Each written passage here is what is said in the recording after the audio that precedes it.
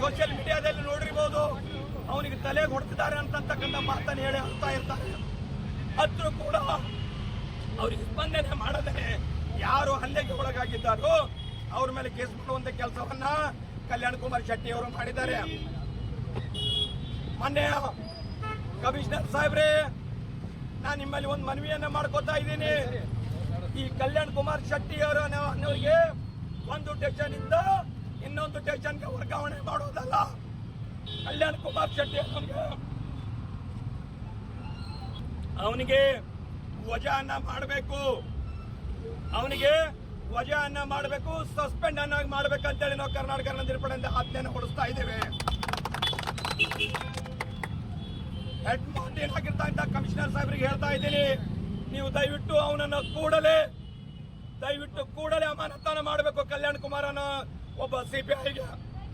ಮತ್ತೆ ಬೆಳಗಾವಿದಲ್ಲಿ ಸಿಂದಗಿಯಿಂದ ಹೋಗಿರ್ತಕ್ಕಂಥ ಬಸ್ ಪುನಾದಲ್ಲಿ ಸಿಂದಗಿ ಪುನಾ ಬಸ್ ಹೋಗಿರ್ತಕ್ಕಂಥದ್ದು ಬಸ್ಸಿಗೆ ಅಲ್ಲಿರ್ತಕ್ಕಂಥ ಶಿವಸೇನೆ ಮರಾಠಿಗರು ಸಿಂದಗಿಯ ಕಂಡಕ್ಟರ್ ಡ್ರೈವರ್ಗಳ ಮೇಲೆ ಮಸಿಯನ್ನು ಎಳೆದು ಅವ್ರಿಗೆ ಹಲ್ಲೆ ಮಾಡುವಂತ ಕೆಲಸವನ್ನು ಮಾಡ್ತಾರೆ. ಜೈ ಮಹಾರಾಷ್ಟ್ರ ಅಂತ ಅನ್ನಿಸ್ತಾರೆ. ಅದಕ್ಕೆ ನಮ್ದು ತೀವ್ರವಾದ ಖಂಡನೆ ಇದೆ ಅಂತಕ್ಕಂಥ ಮಾತನ್ನು ಇವತ್ತಿನ ಈ ವೇದಿಕೆ ಮುಖಾಂತರ ಹೇಳಕ್ಕೆ ಇಷ್ಟಪಡ್ತಾ ಇದ್ದೀನಿ. ಮತ್ತೆ ಕಲ್ಯಾಣ ಕರ್ನಾಟಕದಿಂದ ಹೋಗಿರ್ತಕ್ಕಂಥ ಬಸ್ಸಿನ ಡ್ರೈವರ್ ಮೇಲೆ ನಿನ್ನೆ ಅಲ್ಲದ ಮೊನ್ನೆ ಅವ್ರಿಗೆ ಅದೇ ಮಹಾರಾಷ್ಟ್ರದಲ್ಲಿ ಇರ್ತಕ್ಕಂಥ ಶಿವಸೇನೆ ಪುಂಡರು ಅವರಿಗೆ ಮುಖಕ್ಕೆ ಮಸಿ ಬಳಿಯುವಂತ ಕೆಲಸವನ್ನ ಮಾಡ್ತಾರೆ. ಅಲ್ಲಿರ್ತಕ್ಕಂಥ ಕನ್ನಡಿಗ ಡ್ರೈವರ್ ಮೇಲೆ, ಕಂಡಕ್ಟರ್ ಮೇಲೆ.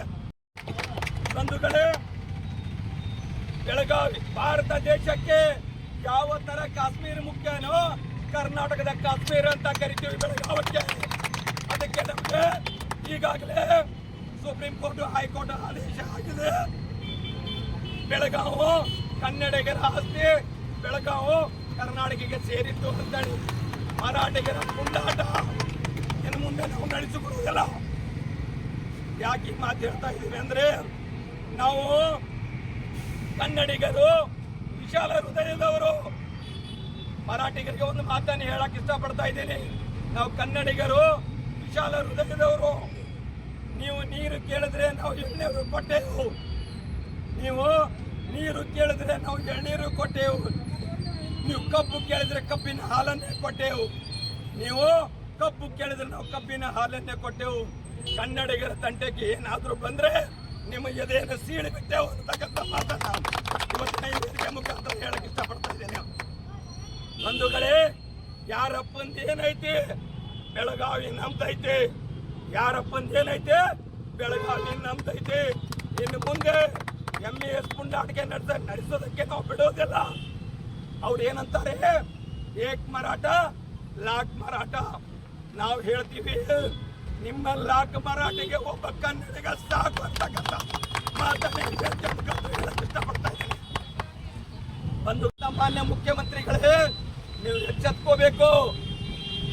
ಹಿಂದೆ ಇರ್ತಕ್ಕಂಥ ಬಿಜೆಪಿ ಸರ್ಕಾರದವರು ಮರಾಠ ಪ್ರಾಧಿಕಾರ ಅಂತ ಹೇಳಿ ಮಾಡಿದ್ರು. ಅವರಿಗೆ 50 ಲಕ್ಷ ರೂಪಾಯಿಗಳನ್ನ ಅನುದಾನವನ್ನು ಕೊಟ್ಟರು ಬಿಜೆಪಿ ಸರ್ಕಾರ ಇದ್ದಾಗ. ಒಟ್ಟಾಗ ಕನ್ನಡಿಗರು ನಿಮ್ಮ ಬಿಜೆಪಿಗೆ ತಕ್ಕ ಪಾಠವನ್ನ ಕಲಿಸಿ ಇವತ್ತಿನ ನೆಲ ಕಚ್ಚುವಂತೆ ಮಾಡಿದ್ದಾರೆ. ಅದು ಕನ್ನಡಿಗರ ಶಕ್ತಿ. ಇನ್ನು ಮುಂಬರುವ ದಿನಗಳಲ್ಲಿ ನೀವೇನಾದ್ರೂ ಸನ್ಮಾನ್ಯ ಶ್ರೀ ಸಿದ್ದರಾಮಯ್ಯ ಸಾಹೇಬ್ರೆ, ನೀವೇನಾದ್ರೂ ಕನ್ನಡಿಗರ ಬಗ್ಗೆ ಅವಹೇಳನಕಾರಿ ಮಾತಾಡಿದ್ರೆ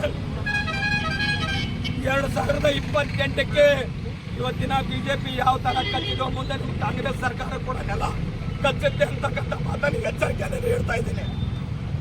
ಅದರ ಶ್ರೀಪಾದಕ್ಕೆ ಹಣೆಮಣಿದು ಈ ಹೋರಾಟಕ್ಕೆ ಆಗಮಿಸಿರ್ತಕ್ಕಂಥ ಎಲ್ಲ ನನ್ನ ಪತ್ರಿಕಾ ಮಿತ್ರರಿಗೂ ಹಾಗೂ ಟಿವಿ ಮಾಧ್ಯಮದವರಿಗೂ, ನನ್ನ ಗುರು ಹಿರಿಯರಿಗೂ, ನನ್ನ ಆತ್ಮೀಯ ಸ್ನೇಹಿತರಿಗೂ ಮೊದಲನೇದಾಗಿ ಕರ್ನಾಟಕ ರಣದೀಪರ ಸಂಘಟನೆಗೆ ತಮಗೆ ಸ್ವಾಗತವನ್ನು ಕೋರ್ತಾ ಇದ್ದೀನಿ ಬಂದಿದ್ದಕ್ಕಾಗಿ. ಅದೇ ರೀತಿ ಈ ಒಂದು ಕರ್ನಾಟಕ ರಣದೀಪರ ಸಂಘಟನೆಯ ದಿಟ್ಟ ಹೋರಾಟಗಾರರು ಆಗಿರ್ತಕ್ಕಂಥ ನನ್ನ ಆತ್ಮೀಯ ಅಣ್ಣ ತಮ್ಮಂದಿರು, ಕರ್ನಾಟಕ ರಣದೀಪಡೆಯ ರಣಧೀರರಾಗಿ ಬಂದಂತ ನನ್ನ ಅಣ್ಣ ತಮ್ಮಂದಿರಿಗೆ ಈ ಕರ್ನಾಟಕ ರಣಧೀರ ಸಂಘಟನೆ ವತಿಯಿಂದ ಅವ್ರಿಗೂ ಕೂಡ ಆರ್ಥಿಕ ಸ್ವಾಗತವನ್ನು ಹೇಳ್ತೇನೆ.